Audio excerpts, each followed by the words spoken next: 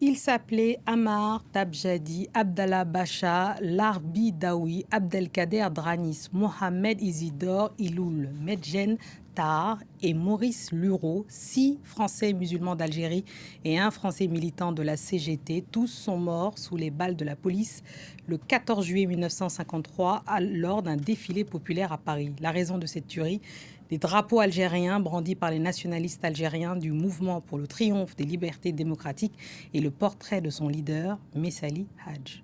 Pour aller plus loin, on reçoit notre consoeur Assia Hamza, rédactrice en chef adjointe Nouveaux Médias, autrice d'un webdoc sur cette page historique. Assia, merci d'être là. Bonsoir. Alors déjà, peut-être commencer par nous dire qui étaient ces hommes et que faisaient-ils à ce défilé. Donc au total, parmi ces victimes, donc il y avait 7 personnes. Comme vous l'avez dit, il y avait un militant CGT qui était chargé du maintien de l'ordre lors de ce défilé populaire, et 6 Algériens, mais qu'on n'appelait pas encore des Algériens, puisqu'on les appelait les Français musulmans d'Algérie. Et donc, ces Algériens étaient des nationalistes. Ils étaient membres du mouvement pour le triomphe des libertés démocratiques. Et à l'époque, ils avaient l'habitude de se joindre au défilé populaire en France, notamment le 1er mai, pour réclamer l'égalité des droits avec les Français. Cette année-là, donc le 14 juillet 1953, ils réclament en plus la libération de Messali Hadj, qui est leur leader et qui est en résidence surveillée à Niort depuis 1952. D'accord. Et pourquoi la police a-t-elle tiré sur la foule ? Alors, il faut savoir que ces Algériens étaient très, très nombreux. Ils étaient 6 à 8 000 sur un défilé où il y avait entre 10 et 15 000 personnes, selon les chiffres officiels de la préfecture de police. Et ils étaient très visibles. Ils étaient en queue de cortège. Ils sont passés après les Français, ils étaient endimanchés et ils ont défilé vraiment sur quasiment un pas militaire. Donc on les voyait beaucoup et ils ont arboré des banderoles, un portrait de Messali Hadj et le drapeau qui sera celui de l'Algérie indépendante par la suite. Donc les policiers ont pris ça comme une provocation. Ils ont voulu leur enlever les banderoles, le portrait, les drapeaux. Il y a eu une petite bagarre et en fait, dans un deuxième temps, donc ils se sont retirés, les policiers, et ensuite, dans un deuxième temps, ils sont revenus, beaucoup plus nombreux. Ils ont chargé et ils ont tiré à balles réelles.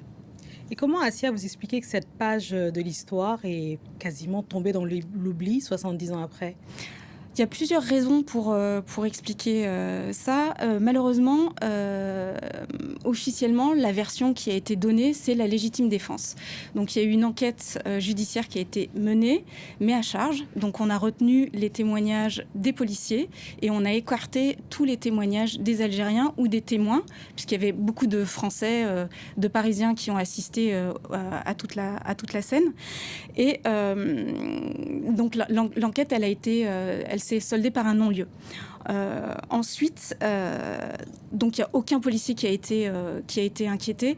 Ensuite, la deuxième chose, c'est que les Algériens qui sont morts, malheureusement, ils sont morts trop tôt. C'est-à-dire qu'ils sont morts avant le début de la guerre d'Algérie, donc ils n'ont pas été considérés comme des martyrs. Et à partir du moment où la guerre d'Algérie a commencé, eh bien, il y avait beaucoup trop de morts pour qu'on porte leur mémoire. Ah oui, c'est pour ça. Merci en tout cas, Assia Hamza, d'être venue. Donc, je recommande vivement la lecture de ce webdoc sur notre site internet.